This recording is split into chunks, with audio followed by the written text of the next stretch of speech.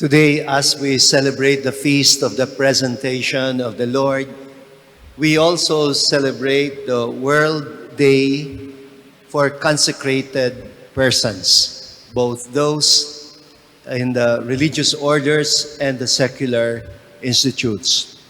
Later, after communion, our partners in mission in the Diocese of Caloocan from consecrated persons will be renewing their vows in the consecrated life. I do not know why we call this feast day Candelaria or Candlemas, and why the main symbol is that of a lighted candle. I do not see any reference at all to the use of the candle in the ritual performed by Mary and Joseph in the Jerusalem temple as law-abiding citizens or law-abiding Jews. The central symbol is that of a pair of pigeons presented by Mary and Joseph to the priest as a sacrificial offering on their behalf. You know, this practice is supposed to remind them of the last plague. Remember, 10 plagues happened in Egypt. The last plague that forced the Egyptians to finally release the Israelites from slavery. You remember that story in the book of Exodus about the angel of death claiming the lives of all firstborn males, except those of the Israelites whose homes were marked by the blood of the Passover lamb. Because their firstborn children had been spared of death, they were told to go through the same ritual of dedicating their firstborn children. And they did this by offering a lamb, well, for those who could afford one, or a pair of turtle doves or 2 young pigeons for those who could not afford a lamb. The child is symbolically dedicated to the Lord, but what takes its place is the animal, either the lamb or the pigeons. The animals that are slaughtered as sacrifice. It is by the blood of another living being that this life is being redeemed. There you are. That's the main idea behind the ritual. Redemption. Someone else has taken your place, and you must never take for granted the value of your life because somebody has died for you. You know, this reminds me of an Italian missionary priest who is still working in Mindanao as a peace advocate. I was amused about the way he told his life testimony the first time I heard him speak in public. And this is what he said. Let me quote him. He said, "I should have died twice already. I was being targeted by the terrorist groups because of our advocacy for peace in Mindanao between the Christians and the Muslims. The first time, the bullet hit a young man instead of me. The second time, they killed a fellow Italian missionary priest whom they mistook for me. Imagine," he said, "2 people taking my place."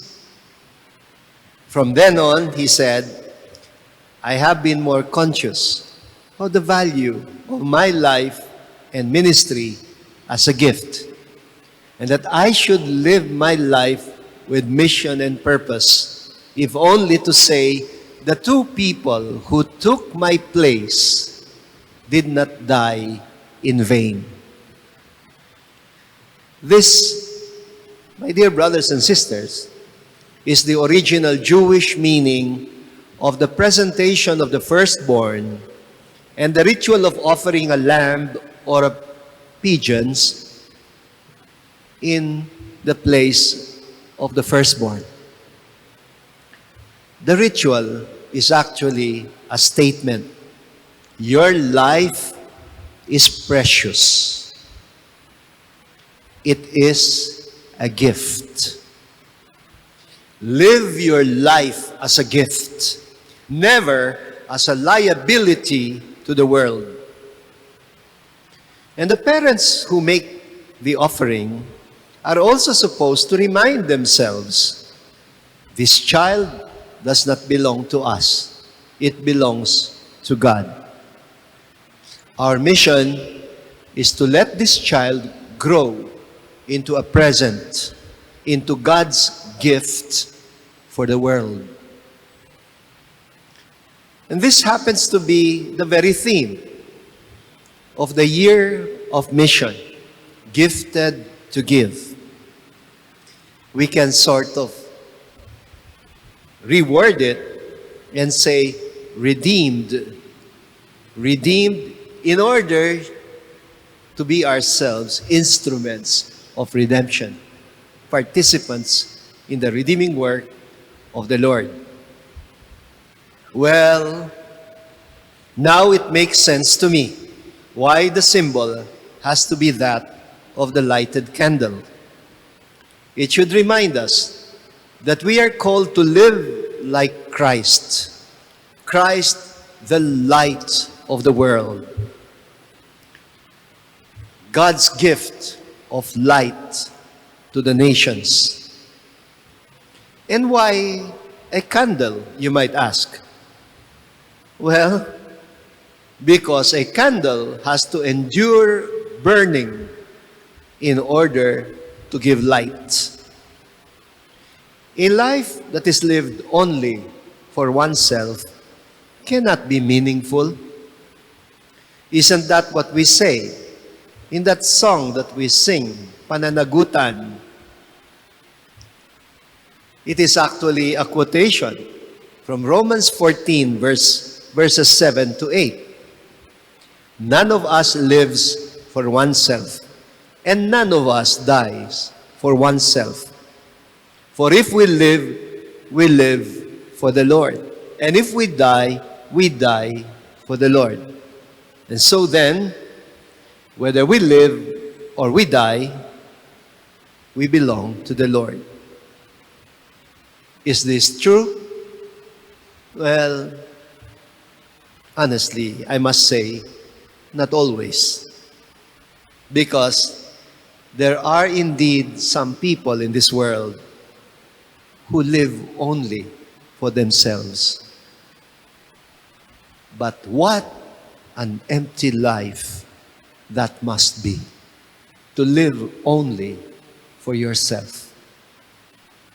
On this feast day of the presentation of the Lord, we are supposed to imagine ourselves in the place of the one who has been redeemed. That we should live our lives as gifts because somebody has taken our place. Somebody's body and blood has been offered on our behalf. And now, we wish to learn to live in the same way that He did, like a candle glowing in the dark, casting away the darkness of this world.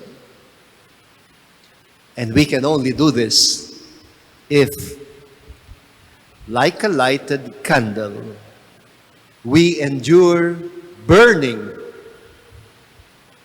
getting consumed, burning to the last drop of wax.